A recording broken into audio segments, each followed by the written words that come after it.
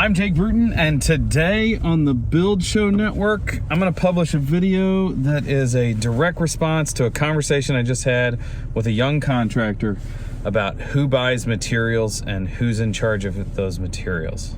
Let's do it now. So, we've had the conversation in the past about cost plus or fixed fee.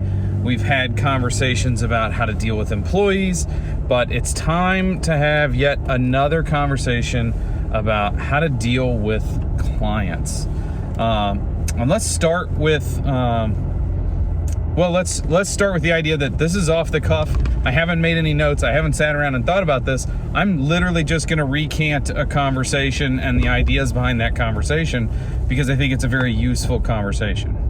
So, when I started in this business, the first 5 or 6 years that I was in business, I believed that my value to the client came from doing it as cheaply as I possibly could to get them the best deal. Now, there are certainly clients that your entire career, that will be the goal. What is the cheapest we can buy this for? What is the cheapest we can have this done? I will make an argument with you that that's not the client that you want. We've talked about this before. You want clients that want to pay for things to be done the right way. You want the client who cares about what's happening, not just the price. They care about the outcome, not just the price. And so therefore, I think you should care as the builder too, because you're going to trade on your name. You want them to hire you back. And most clients who are just in it for how cheap can we do it, they're not going to be your client, and you shouldn't want them to be your client. Now, from a design professional standpoint, we do work with design professionals from time to time that want to supply materials. I will tell you that those design professionals that have only been in business for 10 years or less, they all feel the same way. If I'm the one supplying the faucet, as in the design professional is the one supplying the faucet, they think that they should get online and find the absolute cheapest price for that material, and they should order it. And even if it's a faucet, it doesn't matter if it doesn't have a name brand on it, as long as it looks close to the one that the client's thought about. And I'm going to tell you that that's a mistake.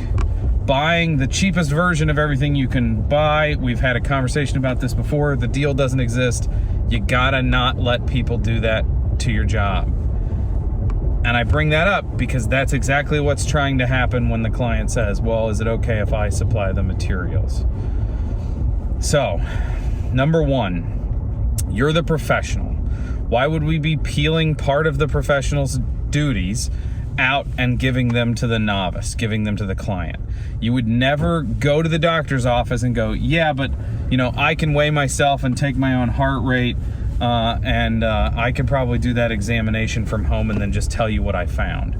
We would never circumvent the process in place anywhere else. And for some reason, it seems to be completely acceptable in our industry for people to go, yeah, but you know what? I can go to Home Depot and get that, and then I don't have to pay your markup, or I don't have to pay you to do it.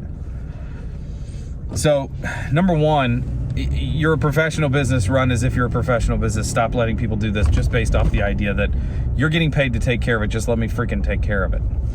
Number two, that, especially if you're in the markup side of things, if you're on the cost plus side, there is a direct correlation between this is what the material costs, this is the profit margin I need to make off of it, I'm getting paid to take care of this stuff, let me take care of it.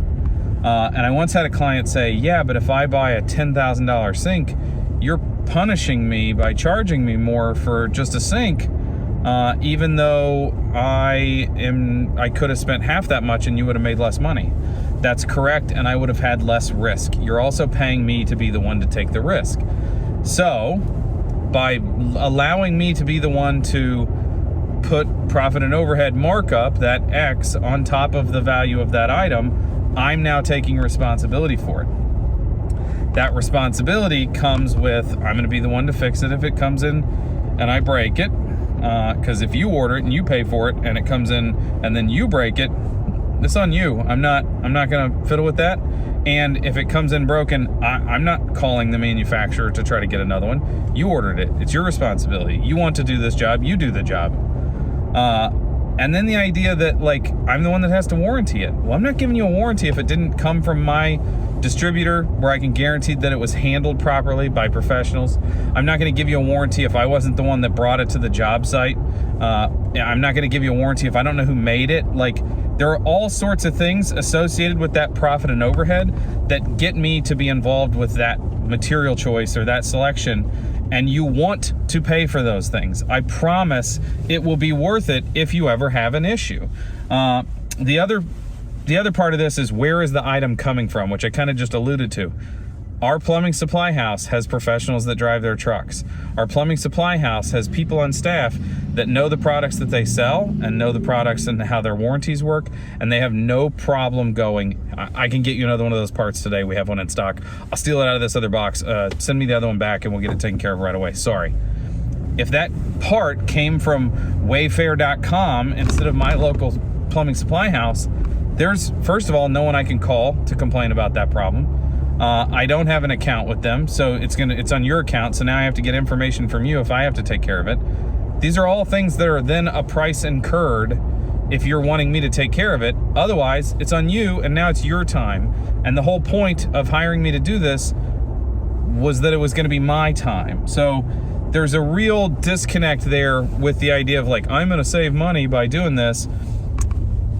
Potentially, but almost never. It's the same as, oh, well, I can demo those kitchen cabinets so that you don't have to do it. Yeah, you're going to break the darn water line, and then the cabinets are still going to be in my way, and I'm going to have to move them. It's not worth your time. So I'm responsible for it.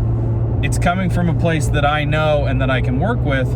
And then the last one, which is the simplest one, my profit model, my stay in business money to support my family, to support our business, to buy new tools, all of that is related to the plus side of that cost plus on that material selection. If you want to take care of buying the material, that's fine, but you don't get to then just make me that much less profitable. That's not how the business operates. The business operates off of, we need to make this much money to stay in business. So if for some reason you absolutely want to be the one to pick up the tile, and you want to pick out the tile, and you want to have the tile delivered, and you want to put it on your credit card for points, we can work that out. But I can tell you what's going to happen. You're not going to get a warranty. I'm not going to be fiddling with it at all. If it's not here when you said it wasn't going to be here, we can't just stand around and wait. You have to make sure it's there. It's not on us. And here's the hard one. You're still going to pay me that markup, what would have been on that, but you're going to pay it in a management fee, because I'm still going to have to be in charge of it. It's not going to be on you. We both know that you don't have the time to deal with it. So just don't try to circumnavigate the system. Don't let your clients circumnavigate the system, or circumnavigate's the wrong word there. This is off the cuff, sorry. Don't let them skirt the system. You have the system in place. You're the professional. Let them know what you're doing. Let them know why they're paying you profit and overhead on that material, and let them know that it's because you're taking responsibility, you're warrantying, and you're guaranteeing the quality, the timeline, and the support to go with those items. And they can't do that because they're not the professional. You're the professional. And if they have to still take care of things their own way, and they want to supply things, then there's a management fee. I still have to make the same amount of money to stay in business. You're not going to make me go out of business on your job because you wanted to be the one to buy 2x4s.